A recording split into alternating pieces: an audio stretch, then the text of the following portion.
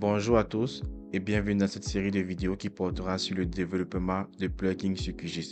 J'ai décidé de créer cette playlist pour explorer avec vous tous les éléments dont vous avez besoin pour créer des plugins sur QGIS de façon efficace. Nous allons commencer par la structure minimaliste, c'est-à-dire les fichiers minimum dont nous avons besoin pour créer des plugins sur QGIS. Vous savez, à ce moment la version classique, c'est-à-dire on peut se servir des plugins builder pour générer des fichiers ou encore setup notre environnement de développement pour des plugins. Mais moi, je vais commencer par la version minimaliste qui va nous permettre de comprendre la structure de base dont nous avons besoin pour créer nos propres plugins.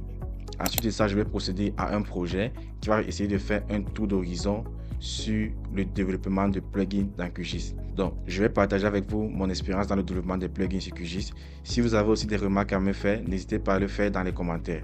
On apprend chaque jour et personne ne détient le monopole du savoir. Sans plus tarder, dans cette vidéo, je vais vous montrer comment créer ce plugin.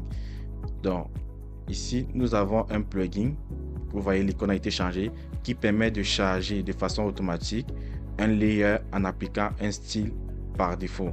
Donc, dans cette vidéo, je vais vous montrer comment est-ce qu'on peut réaliser ce plugin en utilisant la structure minimaliste de base de création de plugins sur QGIS. Donc, je tiens à préciser que pour suivre cette formation, vous avez besoin de QGIS installé sur votre ordinateur.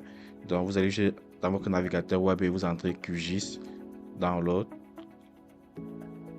Vous pouvez télécharger la version Long Term Release ou encore OSIO qui vous permettra de gérer différentes versions de QGIS. Vous avez aussi besoin de VS Code, notre éditeur de code. Donc vous pouvez le télécharger. En fonction de votre système d'exploitation, vous téléchargez la version appropriée. Vous aurez aussi besoin de Git. Donc vous tapez juste Git Download. Et vous téléchargez la version appropriée, toujours en fonction de votre système d'exploitation. Nous allons maintenant nous rendre sur le repo Git qui contient la structure minimaliste de développement de plugins. Vous tapez juste QGIS Minimal Plugins.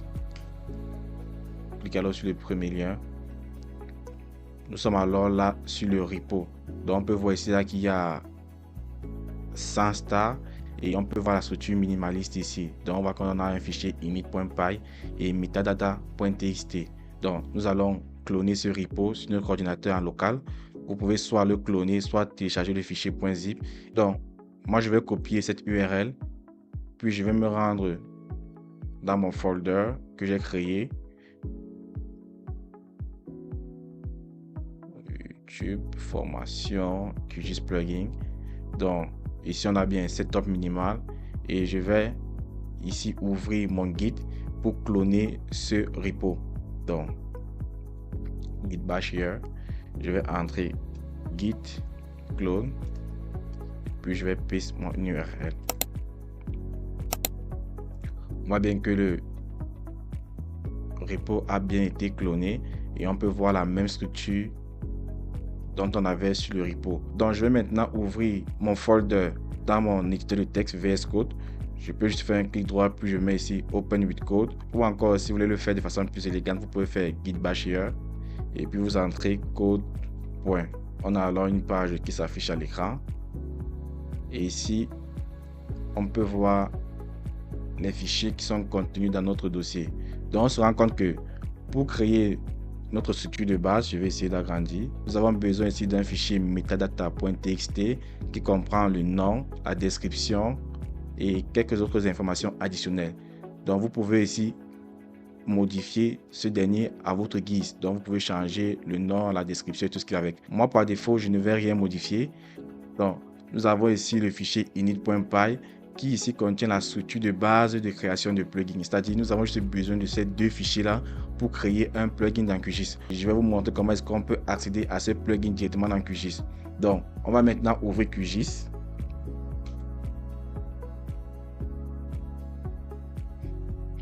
Puis, on va aller dans Setting, User, Open Active Profile Folder. On va aller dans Python, Plugin. On voit ici que j'ai mon plugin qui a été créé précédemment, dont je vous ai montré au début de la vidéo. Donc je vais d'abord le supprimer. Je fais un delete. On voit que le plugin a bel et bien été supprimé. Donc on voit que si on fait un refresh, le plugin a disparu et il n'existe plus. Donc vous avez aussi besoin de ce plugin, c'est-à-dire plugin reloader, qui va vous permettre de charger vos plugins sans notamment avoir besoin de fermer QGIS et le réouvrir. Donc vous allez dans Plugin, Manage and Install. Et maintenant vous cherchez ici Plugin Reloader. Pour ma part ici on voit qu'il est déjà installé, mais pour vous, vous pouvez le cocher et puis vous mettez Install. Donc vous allez voir ce dernier apparaître ici à l'écran. Une fois le plugin désinstallé, je tiens à vous mentionner que le fait à chaque fois de venir dans ce dossier qui contient nos plugins, lorsqu'à chaque fois qu'on ouvre QGIS, il charge tous ces plugins-ci, il charge tous ces fichiers et les affiche à l'interface utilisateur. Donc nous allons maintenant copier notre dossier qu'on a cloné de guide et nous allons le coller ici. Donc je vais revenir dans PC et pour chercher ce folder. Ici on va le copier et puis je vais rentrer et je vais le coller là.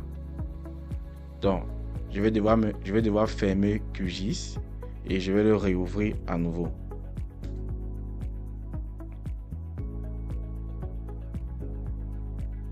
Là nous pouvons alors voir que notre plugin a bel et bien été chargé. On voit ici qu'il y a un Go.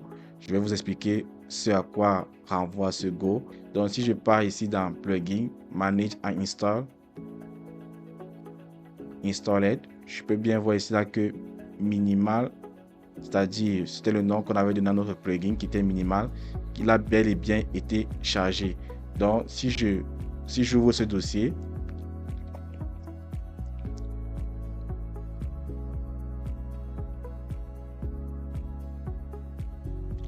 un plugin et je vois QGIS minimal, puis je fais ici Open with Code, Reverse Code. On peut bien voir à l'écran que le Go ici, c'est l'icône qui est présent sur QGIS ici. On voit bien le Go. Et on peut voir que si c'est que je clique sur cette icône, on aura comme un message box qui va s'afficher à l'écran. Donc si je clique sur ce dernier, Go, on voit bien que le message box s'affiche à l'écran. Donc nous allons maintenant essayer de comprendre la structure de base de ce plugin. Vous voyez ici là que on a notre fichier metadata.txt qui lui est présent à ce niveau dans QGIS. On a bien l'auteur, la version, le nom et la description. Donc nous avons aussi ici notre fichier init.py qui contient une méthode de class factory qui est la première méthode à être appelée lorsque on charge notre plugin dans QGIS, qui se fait automatiquement à l'ouverture de QGIS, qui elle ici retourne une instance de la classe minimal plugin avec comme argument iFace. iFace ici c'est tout simplement notre interface QGIS ou encore QGIS interface. Donc la classe minimal plugin elle ici elle a un constructeur. On voit ici qu'on stocke le iFace au niveau de self.iFace. Vous pouvez ici considérer ici ce self comme une base de données. Et ici init qui est le premier élément à être appelé lorsqu'on instancie une classe qui est encore notre constructeur. Et elle contient aussi trois autres méthodes, notamment init.gui pour initialiser notre interface graphique, onload qui sera appelé lorsque l'on va supprimer le plugin et run qui sera appliqué lorsque nous allons exécuter notre plugin. Ici on peut voir que la méthode init.gui ici crée comme un bouton avec Go et ici on a un trigger. Lorsque on clique sur ce bouton, il appelle aussi la méthode self.run qui affiche ici notre message box. Donc si je reviens sur mon plugin, je clique Go, on a bien notre message box qui a été affiché. Ce dernier représente la structure de base dont vous avez besoin pour développer votre plugin. Nous allons maintenant passer au vif du sujet, c'est-à-dire essayer de réaliser l'import d'un shapefile avec le style comme je vous ai montré en début de vidéo. Donc on va d'abord le faire dans QGIS. Avant de commencer à écrire le code qui va charger notre plugin, nous allons maintenant d'abord charger notre jeu de données et aussi générer le fichier de style. Donc nous allons partir dans notre folder. Je tiens à préciser que le dossier data-ci je vais vous fournir. Donc si je pars dans data, je charge mon shapefile et je vais essayer ici là de générer le fichier de style. Donc on va aller dans propriétés, symbologie On va prendre une symbologie categorize et on va prendre le premier champ de vote, total vote 1. Non, on va plutôt choisir graduate, oui. Puis on va prendre natural ranks et on va appliquer.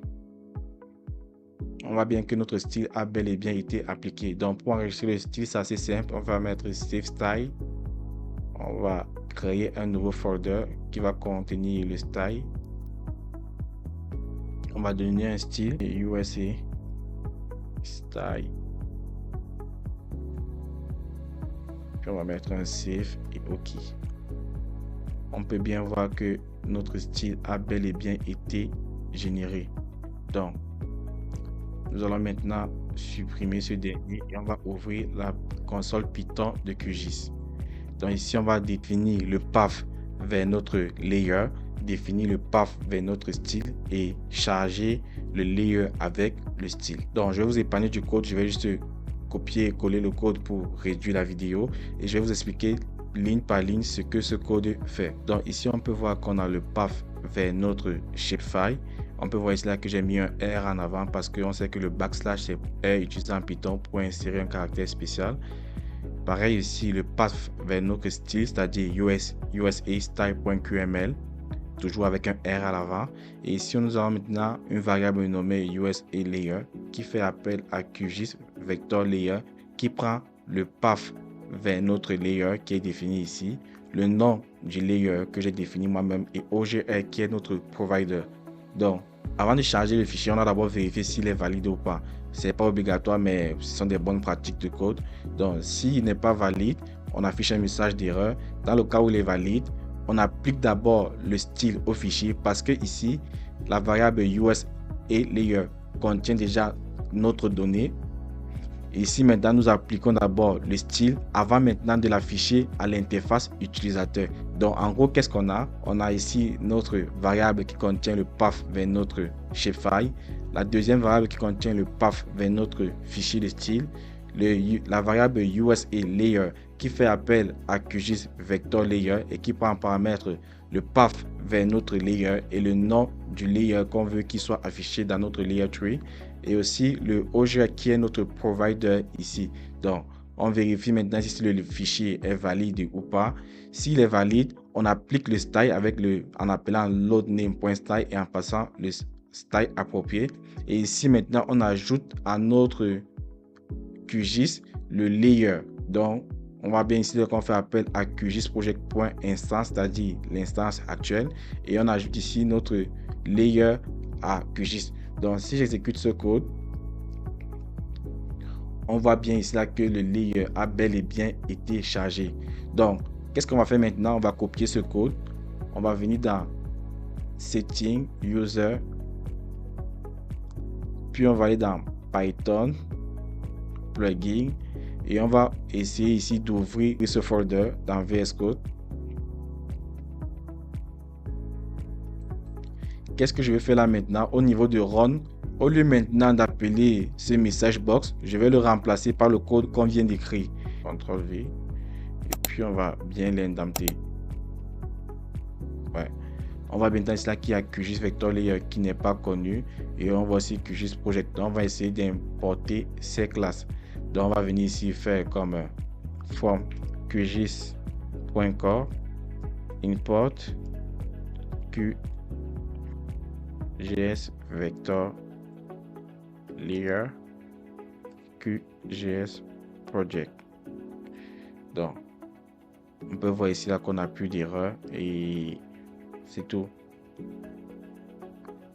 Une fois ce dernier importé, on revient dans notre interface QGIS, on le supprime et on fait comme un plugin reloader.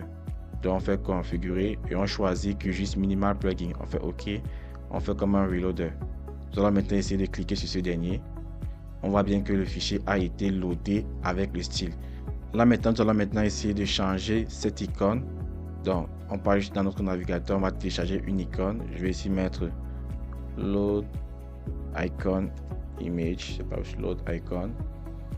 Puis ici, je vais juste prendre cette icône Save Image As. Et on va maintenant essayer d'aller enregistrer cette icône au niveau de notre dossier QGIS contenant les folders des plugins. Donc vous savez déjà que c'est ce fameux path où je vais tout le temps. On va mettre Python plugins. Puis je vais faire un CTRL L, CTRL C. Et je vais revenir dans mon navigateur. Et on va aller à cet endroit. Et je vais l'appeler logo.png. C'est important que c'est un fichier PNG et que le nom soit logo. Donc, une fois téléchargé, on va revenir dans notre code. Et ici, on va d'abord importer OS. Nous allons aussi importer inspect. Nous allons maintenant ici créer une variable qui va contenir le path vers notre folder. Je vous épargne du code pour le moment, mais ce dernier permet juste de stocker le path vers notre folder. On peut le stocker aussi en dur ou bien aussi on peut utiliser cette commande pour générer le path vers notre folder. Nous allons maintenant nous rendre au niveau de init.gui et créer une variable icon qui va contenir notre icône qu'on vient tout juste de télécharger. Donc on peut bien voir ici là qu'on a le path vers notre logo.png. Donc il combine le path vers notre folder qui est ici avec aussi le nom de notre fichier .png. Nous allons maintenant ici là changer l'icône go par q icon qui n'est pas importé, qu'on va aussi importer, et on va le passer ici icon et on va donner aussi un nom. Donc je vais ici l'appeler comme low data. On voit ici que QIcon ici est en jaune parce qu'il n'a pas été importé. Donc on va venir l'importer ici avec cette commande from pyqt.5 import QIcon. Et on voit ici là que le tout est joué. Je vais maintenant essayer de vous expliquer la structure de ce code. Ici on a nos modules qui ont été importés. On a notre variable qui contient le path vers notre folder. Ici on a la première méthode class factory qui est appelée lorsque nos plugins sont chargés, qui retourne ici une instance de la classe minima plugin qui elle a son constructeur qui fait appel à iFace qui est l'interface QGIS. Donc on a trois autres méthodes initGUI qui est appelée lorsque le plugin se charge, une load qui est appelée lorsque le plugin est supprimé et run qui est appelé lorsqu'on interagit avec notre plugin. Au niveau de initGUI, qu'est-ce qu'on a? On a notre icône ici qui contient le path vers notre icône. Donc on a self.action qui est l'action exécutée lorsqu'on clique sur cette icône. On voit ici qu'il y a self.iface.mainWindow qui est notre screen principal dans QGIS. Puis maintenant ici on a un trigger, c'est-à-dire lorsque un événement est déclenché sur l'icône, qu'est-ce qu'on fait? On appelle self.run qui est notre méthode ici qui permet de charger notre layer avec le style tel que vu précédemment. Donc le reste, comme je vous ai expliqué, c'est lorsque le plugin a été supprimé. Donc si on revient dans QGIS et que on recharge notre plugin, on peut voir ici avant qu'on a go, on peut ici maintenant essayer de faire un refresh. On voit bien que le logo a été changé. Donc si on clique sur ce logo, on peut voir bien que notre jeu de données a été chargé comme précédemment. Donc je vais essayer d'arrêter ici pour cette vidéo. Si vous avez des questions, faites-le moi savoir dans les commentaires. Si aussi vous avez des idées de vidéos, n'hésitez pas aussi à me faire part de ça dans les commentaires ou encore des idées de projets pour le développement de plugins sur QGIS. N'hésitez pas aussi à liker, à vous abonner et partager si vous avez aimé le contenu ou encore si vous avez appris quelque chose de nouveau aujourd'hui. Merci.